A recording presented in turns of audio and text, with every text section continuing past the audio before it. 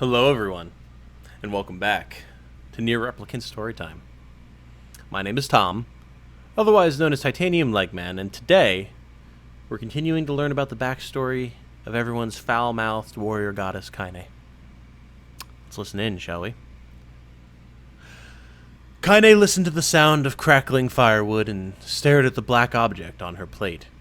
She'd been pushing it around the wooden disc for a good 10 minutes, ignoring the bemused stare of her grandmother.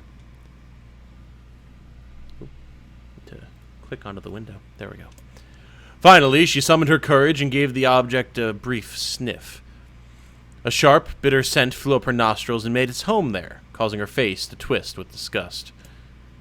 Grandma, I can't believe you want me to eat a bug. The old woman threw some more wood under the cooking pot and snorted. Wait, what? It's no bug, you fool girl. It's a berry.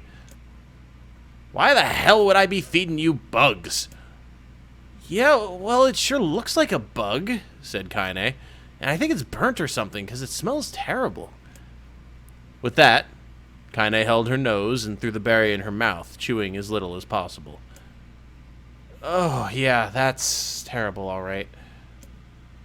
Why, you little brat, laughed the old woman. Look at the sass on you. You've been spending too much time with me, and that's a fact. 5 years had passed since the moment when Kaine's grandmother saved her from the bullies. As is often the way with two stubborn people, their relationship had grown in fits and starts, but moved forward all the same. Meals that used to be somber affairs were now filled with laughter and hurled abuse in equal measure. Kaine could not remember a time when she had been happier. As the years went by, Kaine started to shoulder more and more of the daily responsibilities. Her grandmother's legs grew weaker by the day, and she could no longer do many of the chores she used to take for granted. And so this morning found Kaine lacing up her work boots with a breakfast of burned berry rolling through her belly. "Where are you going today?" asked Grandma suddenly. Kaine looked up, surprised. The old woman rarely asked for specifics anymore. Well, I was gonna check out the kelma trees and see if they were ripe. I thought we could make some jam or something. Oh, and I'm going to pick up some flagstones, so I need to take the wheelbarrow. Kelma trees? The hell is a kelma? Is that a real food item? Flagstones? What in the hell for? Kaine stared at her grandmother, then held out an arm and swept it around their home. Constructed mostly of cloth, rope, and rubble, the old place sagged like a boxer in the final round. Oh, okay, maybe it is a little bit more of a ramshackle hut than I thought. Grandma, a dying cat could chew through this house. I'm going to build a stone wall so we have some protection. The old woman laughed, exposing her toothless grin to the world. God damn, girl, if a bunch of thieves want to ransack this old place, let them come. We got nothing worth stealing anyway. I'm not worried about thieves, I'm worried about shades. People saw one west of the village yesterday. The old woman tilted her head and stared at her granddaughter. Well, shoot. I don't know why you have to do it today. We can worry about it some other... Grandma, no. If I don't... Oh, sorry. If I don't go to the kelma trees, we won't eat tonight. You know that. A confused expression passed across the old woman's face, and for a moment, she was a small child lost at a carnival. Yes, she said after a bit. Yes, of course you're right. I'm sorry, Kaine. Lately, it seems my mind is... She didn't finish the thought, instead walking over to her nightstand and gently taking the wreath of lunar tears from the drawer. The flower's petals had aged to a brilliant whiteness, and Kaine thought it was more beautiful now than the day she first received it. You're gonna be a true woman soon, Grandma said, as she placed the flowers in the girl's hair. So that means less chatter about shades and building defensive walls, and more talk about how beautiful you've become. Annoyed, Kaine reached up to remove the garland, but the look on her grandmother's face stopped her hand. You're a beautiful thing, said the old woman, and there ain't another like you in all the world. I'm very proud of you. Okay, Grandma, that's enough goddamn compliments for one day. Such a mouth on you. Where did that come from? Gee, I wonder. I'll teach you to sass me, girl, yelled Grandma. Suddenly, she lurched forward and grabbed Kaine by the ears, pulling her around the room with a crazed grin on her face. Grandma, yelled Kaine in a quaking voice. Grandma, stop it! What the hell? The old woman stared at her and blinked, then slowly held her wrinkled hands out, as if it was the first time she had ever seen them. I don't know what happened there. I'm sorry, girl. Sometimes my mind just... Kaine thought the look on her grandmother's face was the most heartbreaking thing she had ever seen. Listen, she began. Maybe I should stay home after all. No, I won't have you stay here to keep an eye on an old codger like me. You go get your fruit and your wall and whatnot. I'll be fine. And when you come back, I'll have a nice grasshopper dinner waiting for you. Kaine rolled her eyes, then kissed her grandmother on the forehead and made ready to depart, trying desperately to ignore the worry that was gnawing at the walls of her heart. Kaine could feel the old woman's eyes watching her as she moved down the path. Don't turn around. Don't turn around, she told herself. But in the end, the temptation was too great.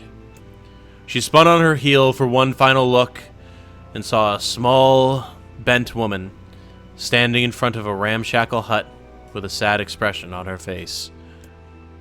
Gods, she looks so old now. It's like the wind could reach down and just carry her away. Kaine worried about her grandmother all day, causing her work to suffer.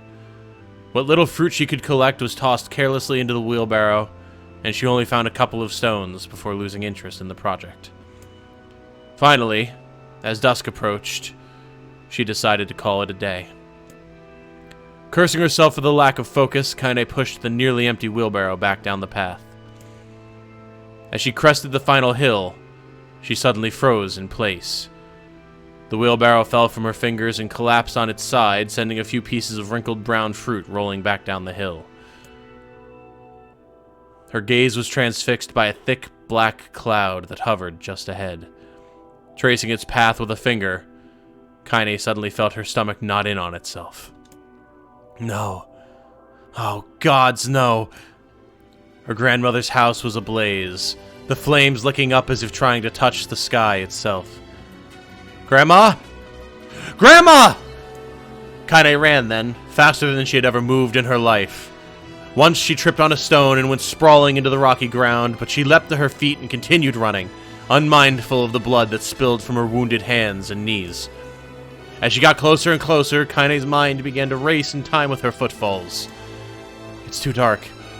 It's too dark. Not just fire. Can't be fire. Too much smoke. Gotta save her. Gotta save her. She burst into the front yard and came to a sudden halt, her worst suspicions confirmed. The smoke from the fire was mingling with the thick, inky blackness of an enormous shade. The massive creature supported itself on 3 twisted feet and achieved balance through means of a large armored tail. Scales, horns, and claws sprouted from its body in a random chaotic pattern, giving it the appearance of a lizard designed by some insane god. This is the guy, right? Like, this is the one that we fought with her, right? It's gotta be. And, it probably is her grandma. Her grandma probably turned into a shade. Seeing Kaine, it let out a roar and flicked its tail, sending small whirlwinds spinning around the yard. For a moment, the creature retreated into a shimmering, inky blackness, as if her mind was unable to comprehend that such a thing could actually exist. But then the smell hit her. A blend of rotted meat and excrement, and the horror became real once more. The creature bellowed again, and this time Kaine responded with a scream of her own. "All right, you bastard!" she thought, as her scream echoed off the high cliffs around them. "It's you or me! Let's go!" The shade eyed Kaine with a bemused interest. Then it began looking from her to the house and back again, as if urging her to look at the destruction it had so gleefully wrought. With dread building in her heart, Kaine glanced towards the house. Through the smoke and flames, she spotted a small figure struggling to escape the ruins. "Grandma!" At the sound of her voice, the old woman began waving frantically. "She's alive!" thought Kaine. "Alive!" Kaine's legs sprang to life as she raced across the yard towards the flaming wreckage of the house. Before she could advance more than a few steps, the shade opened its mouth and let out a roar powerful enough to uproot trees and send them flying. So it's not her grandma, understood. The blast sent Kaine tumbling through the air before smashing her against the rocky earth. Stars danced in front of her eyes as she tried to remember how her legs worked. "Get up! Get up! Get up, get up, get up, now!" As Kaine struggled to her feet, the shade stomped towards the house and pinned her grandmother to the ground with the tip of a claw. The old woman struggled to move the claw from her stomach, but she might well have been pushing a mountain. She coughed briefly, sending a small spray of blood into the air, then collapsed to the ground, her energy spent. Kaine lurched to her feet, only to fall back to earth with a gasp. Her ankles were on fire. One or both of them was surely broken. Ignoring the pain that screamed through her body, she began dragging herself across the ground, leaving a drunken trail of dust and blood in her wake. "Grandma, hold on. Just a little longer." Her grandmother's face was turning blue, her eyes rolling back until only the whites were exposed. Kaine pulled herself across the ground with maddening slowness, the distance seeming to increase with every second that passed. The shade glanced between the two women and flicked out its tongue, its giant mouth turning up at the corners. Short, panting breaths belched from somewhere deep inside its core. Maybe this is? Maybe this is her grandmother's shade. Maybe this is her gestalt. Bastard. Laughing at us. She had no idea how such a mindless creature could experience emotion, but there could be no doubt the shade was taking joy in their suffering. "Yeah, I see your plan." The shade moved its claw slightly, allowing Grandma to breathe again. It was clearly keeping her alive, only to snuff out her life when Kaine was close enough to touch her. "I'm gonna kill this bastard." Summoning all her strength, Kaine rose to her feet. There was a sickening snap from her right ankle as the foot twisted backward, but she forced it from her mind and began to hobble towards the monster. Pulling a small knife from the pouch at her waist, she leapt on the foot that pinned her grandmother and plunged the weapon deep. "Give her back!" she screamed. "Give her back to me!" It was like stabbing a rock. After a few swipes, the knife broke at the hilt with a dull snap. The shade panted laughter again, then raised its tail and sent it rushing through the air towards the young girl that was latched to its foot. Kaine never had a chance. The tail struck her square in the chest and sent her crashing into the burning wreckage of the home. As she lay on the ground with blood pouring from multiple wounds, a small, weak voice spoke up. "Kaine?" Kaine's vision blurred, but she forced herself to focus on the sound. Finally, her eyes cleared enough for her to make out her grandmother's hands reaching out to her through the smoke. "Grandma? Kaine? You gotta run. You can't. Best this one." Kaine grabbed the hands and held on with all her strength. "Grandma, come on. We have to go." The old woman coughed loudly. One of her hands, slick with blood, slipped from Kaine's grasp and thumped to the ground below. "Grandma. No. No! I said run! God damn it! You have to live! You have to live! You have to get through!" The thought would stay forever unfinished. Before she could say another word, the shade's clawed foot descended,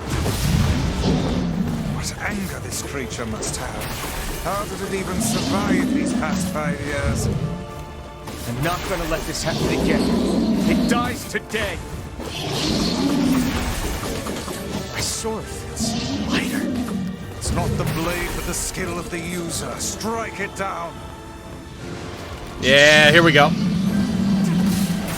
Nice. End it. Let's go. Come on, give me the chance. Yeah, here we go.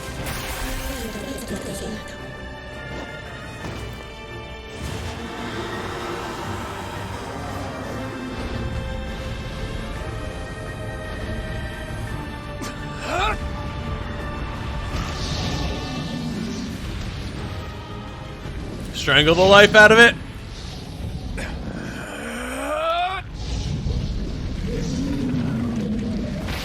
Nice. Excellent.